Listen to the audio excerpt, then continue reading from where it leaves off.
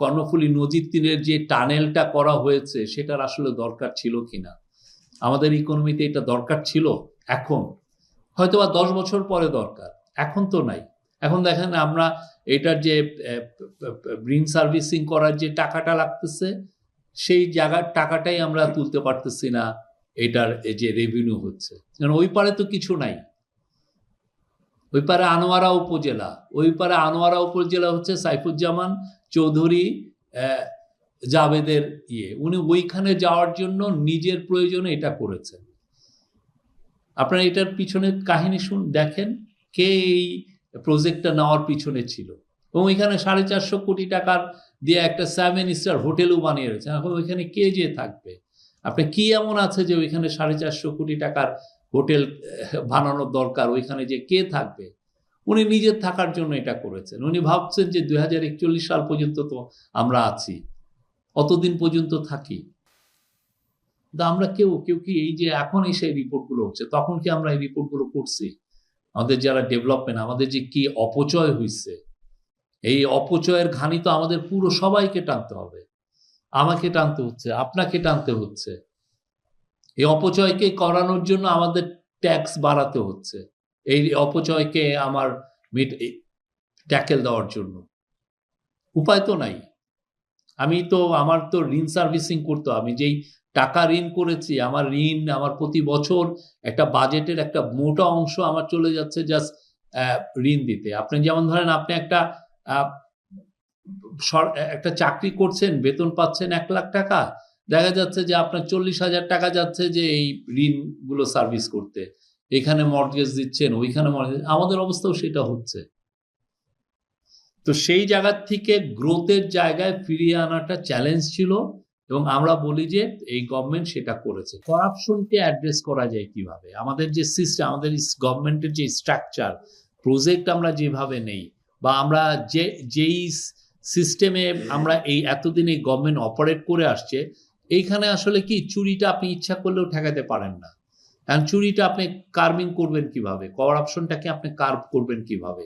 এটার জন্য মূল ফোকাসটা হচ্ছে ডিজিটালাইজেশন। প্রফেসর ইউনূস মানে যত বেশি আপনি ডিজিটালাইজেশন করলে যাতে আপনার পেপার ওয়ার্কে হাত দেওয়া লাগে না, কেউ যেন ফাইল আটকে না রাখে, কেউ যেন কোথাও প্রত্যেকটা জিনিস জন্য ডিজিটালি আমি করতে পারি। এবং এটা ল্যান্ডের ক্ষেত্রে, আমরা ল্যান্ড মিনিস্ট্রিতে আপনারা খুব শীঘ্রই দেখবেন যে আপনার ইভেন যে কোনো আপনার জমার ক্ষেত্রে কোনো জমি এবার আপনার ল্যান্ডের অফিসেও যাওয়া লাগবে না, পুরোটাই আপনি অনলাইনে করতে পারবেন। সেটার জন্য প্রচুর বড় একটা কর্মযোগ্য নেওয়া হয়েছে। বা আপনি অনলাইনে, আপনি গভর্নমেন্টের সাথে আপনার বড় বড় কাজ কোনোটাই আপনার আসলে ফিজিক্যালি কোনো অফিসে যাওয়ার প্রয়োজন হবে না। সেই জন্য যতগুলো স্টেপ নেওয়া যায় সেই স্টেপগুলোই নেওয়া হচ্ছে, যাতে আপনি ফিল করতে পারেন যে না, আপনি ঘরে বসে কাজ করছেন। আর আমাদের অনেকে এখন বিদেশে থাকেন, দেখা গেলো আপনার আব্বা আম্মা এখানে থাকেন, আপনার প্যারেন্টস মারা গেছেন, আপনি তার জমির ইনহেরিট করবেন কিভাবে? আপনার ওইখান থেকে বারবার এসে এখানে কাজগুলো ফিক্স করতে হচ্ছে। এটা যাতে না করতে হয়, আপনি ওইখানেই অনলাইনেই আপনি আপনার ডিজিটালি আপনি যাতে জমির দলিল পান বা মিউটেশন পেপারগুলো পান, সেই সেই কাজগুলো করা হচ্ছে। ডিজিটালাইজেশন এনবিআর করা হচ্ছে এগেন, যাতে আমাদের ইনভেস্টররা, আমাদের কোম্পানিগুলো তাদের কাজগুলো স্মুথলি করেন, তাদের যাতে করে তার অফিস আসে। যখনই ফিজিক্যাল ইন্টারাকশন হয় আপনার সাথে, তখনই আসলে এই যে টাকা চুরি চামারি বা ঘুষের এই পুরো একটা বন্দোবস্ত তৈরি হয়। আগে ওনারা বলতেন যে ডিজিটাল বাংলাদেশ, কিন্তু এটার নাম সর্বস্ব ছিল। আমাদের এখানে সমস্ত কিছু আমরা চাচ্ছি যে এটা যাতে পেপারলেস হয়, এবং যাতে ইন্টারাকশনগুলো একদম মিনিমাম হয়, হিউম্যান ইন্টারাকশনগুলো। তাতে এর ফলে যেটা হবে কি, যে আপনার করাপশনের জায়গাগুলো কমে যাবে। করাপশন কম হওয়া মানে হচ্ছে বাংলাদেশের ইন্টারন্যাশনালি এফডিআই অ্যাট্রাক্ট করার আপনার আরো সুযোগটা তৈরি হবে। অনেকে বলেন যে এই গভর্নমেন্টের সময় এসে এফডিআই আরো কমে গেছে। এটা কারণ হচ্ছে গত গভর্নমেন্ট যেই প্রবলেমটা তৈরি করে গেছেন সেটারই কন্টিনিউশন। গত গভর্নমেন্ট গত 2 বছর তাদের আমলের পরের 2 বছর কাউকে, কোনো ফরেন কোম্পানিকে প্রফিট রিপ্যাট্রিয়েট করতে দেন নাই, কোনো ফরেন কোম্পানি। আপনি এখানে ইনভেস্ট করলেন, একটা বড় কোম্পানি করলেন, অথচ আপনি প্রফিটটা বাইরে নিতে পারছেন না। আপনি কথা বলেন মেট লাইফের সাথে, আপনি শেভরনের সাথে কথা বলেন, তারা বা আদানির সাথে আদানির থেকে আপনি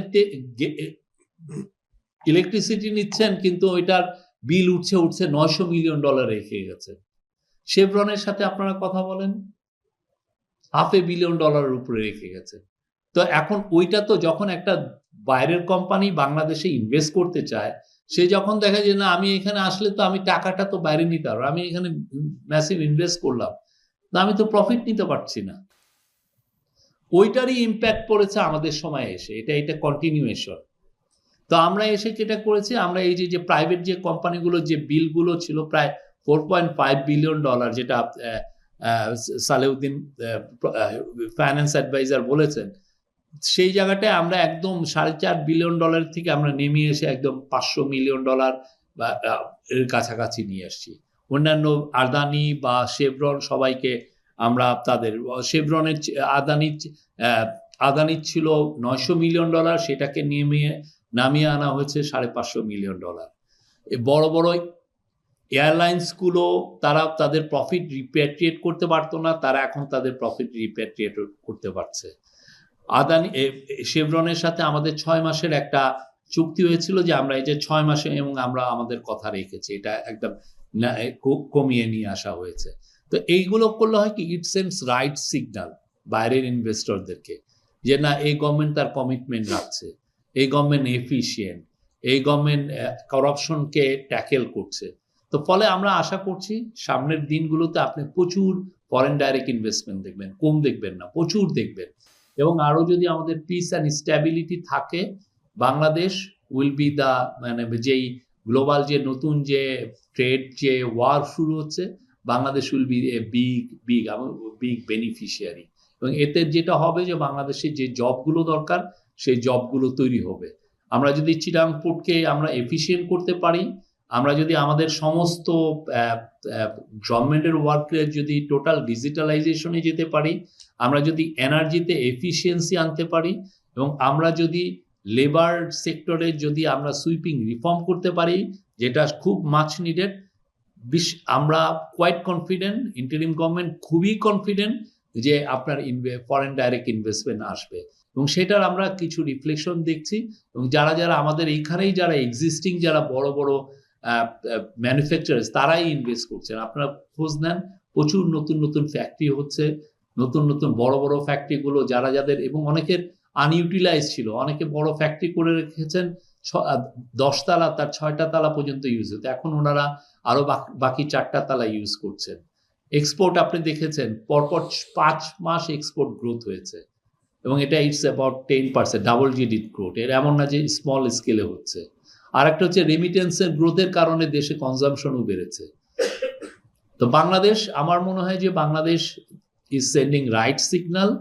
A interim government has sent right signal to across the globe যে now we are now ready for business, এবং আমরা দেখছি increasingly there are like people showing interest, এবং সামনের দিনগুলোতে আমি নিশ্চিত Bangladesh will be like a top performer in global economy.